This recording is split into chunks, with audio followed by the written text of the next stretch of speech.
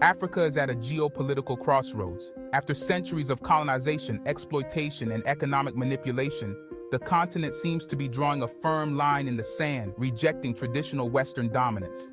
With rising sentiments of frustration across many African nations, the continent is reevaluating its position and partnerships on the world stage. In today's video, we'll be diving deep into this critical question. What if Africa decided to completely cut ties with the West? What would this mean for the continent, for its people, and for global politics? And just as importantly, what are the long-term consequences for Western nations whose influence in Africa is rapidly waning? To understand the magnitude of such a decision, we first need to examine the forces driving this transformation and how Africa's history with the West has shaped its present course.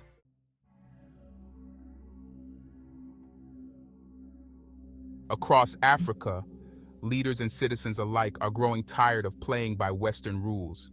President William Ruto of Kenya, like many others, has voiced this growing frustration, stating that not just African nations, but countries all over the globe are increasingly unwilling to submit to the West's dictates. This is a response to a long-standing history of unequal relationships characterized by Western economic dominance, cultural imposition, and geopolitical manipulation.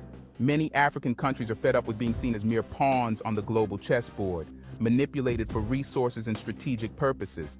While the West once held the cards by controlling financial institutions like the IMF and World Bank, Africa is now eyeing other partners like China and Russia, who promise investment without the moral strings attached. But what exactly is driving this shift? Why is Africa increasingly aligning itself with non-Western powers like Russia and China, even in the face of sanctions and external pressure from the West? To answer these questions, we must first explore the historical roots of Africa's complicated relationship with Western nations.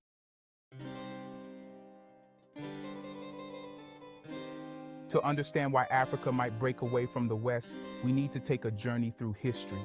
Africa has long been a battleground for global powers seeking to exploit its vast wealth of natural resources. During the scramble for Africa in the 19th century, European powers carved up the continent, drawing borders that did not reflect the cultural or ethnic realities on the ground. Colonial powers like Britain, France, and Belgium established economic systems that extracted wealth from Africa and funneled it back to Europe, leaving African societies impoverished and divided. This legacy of exploitation carried over into the post-colonial era, where African nations, while politically independent, remained economically tied to their former colonizers. The West continued to exert control through mechanisms like aid, trade agreements, and international institutions. For decades, Western nations have influenced African countries through soft power and the promise of development assistance, but these relationships have been anything but equal. The policies of institutions like the IMF often imposed harsh austerity measures on African nations, demanding structural adjustments that prioritize debt repayment over public investment. The result? Decades of stunted growth, widespread poverty, and economic dependency. Fast forward to the present, and we see a new narrative emerging. Africa is no longer content with being in the West's shadow, but rejecting Western influence outright comes with its own set of risks and complexities.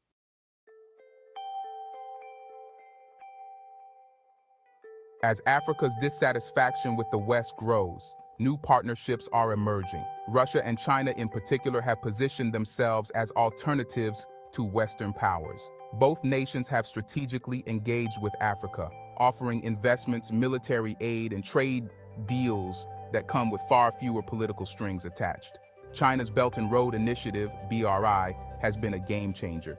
Through massive infrastructure projects like roads, railways, ports, and power plants, China has built a formidable presence on the continent. This investment comes without the demands for political reforms or austerity measures that often accompany Western aid. For many African nations, this represents an opportunity to pursue development on their own terms without external interference.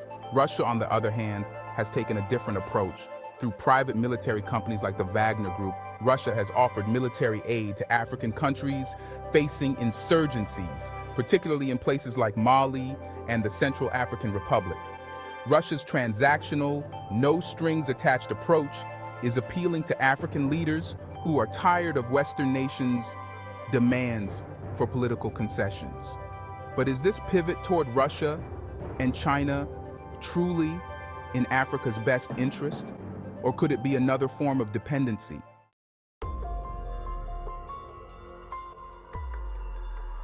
As African nations turn away from the West, some are concerned that they might be swapping one form of dependency for another.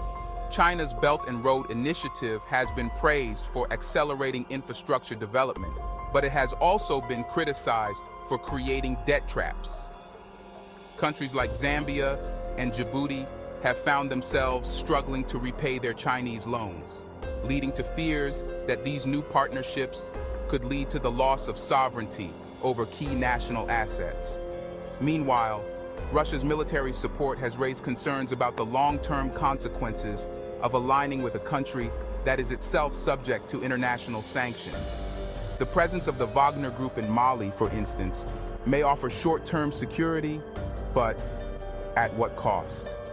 What happens if African governments become too reliant on foreign military contractors? The challenge for Africa is navigating these new partnerships carefully, ensuring that they do not replicate the exploitative dynamics of the past. Africa's future will depend on whether its leaders can strike a balance between independence and external support.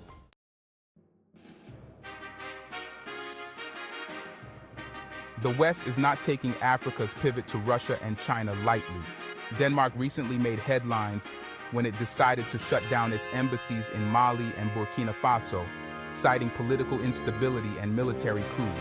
But the real story here is that European nations are realizing their influence in Africa is fading. France, the former colonial power in many African countries, has seen its footprint dramatically reduced. Countries like Mali, Burkina Faso, and Niger have expelled French troops and severed political ties, signaling a broader rejection of Western dominance. In response, the West is recalibrating its strategy. Rather than relying solely on military presence or financial aid, Western nations are now turning to soft power.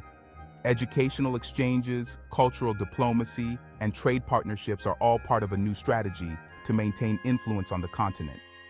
The European Union, for example, has launched initiatives aimed at fostering connections between Europe and Africa, including bringing more African students to European universities. This soft power approach, while more subtle, still carries the same undertones of influence and control. The question remains, will African nations accept this new form of engagement, or will they continue to assert their independence on the global stage?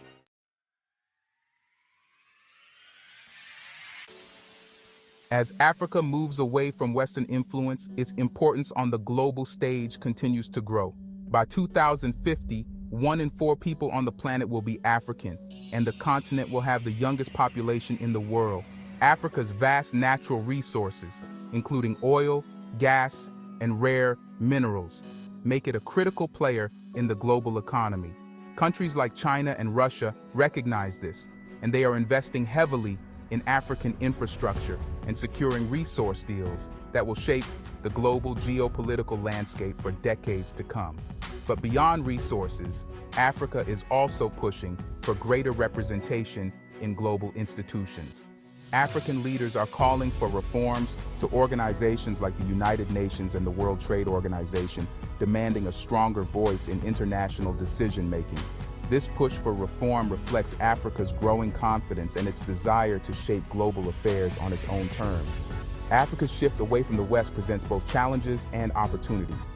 While new partnerships with Russia and China offer the promise of development and investment, there are risks that Africa could become entangled in new forms of dependency. African leaders must navigate these relationships carefully, ensuring that their people, not foreign powers, benefit from these deals. At the same time, the West's soft power approach represents a new chapter in Africa's relationship with Europe and the United States.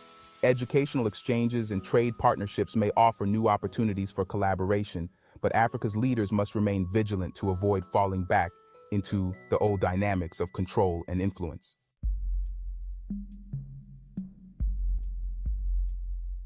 As Africa distances itself from the West, it is carving out a bold new future.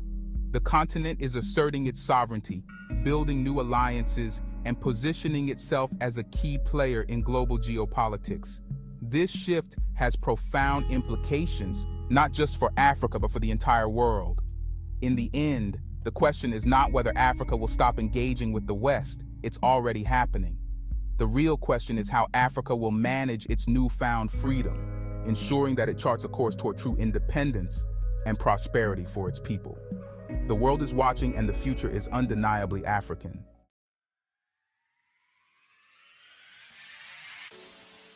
If you enjoyed this deep dive into Africa's evolving role in global geopolitics, be sure to like, comment, and subscribe for more content on Africa's past, present, and future. Let us know in the comments, should Africa completely sever ties with the West, or is there still room for productive partnerships? And how do you think Africa can navigate its relationships with emerging powers like Russia and China? We'd love to hear your thoughts. Until next time, stay tuned for more insights on Africa's place in the world.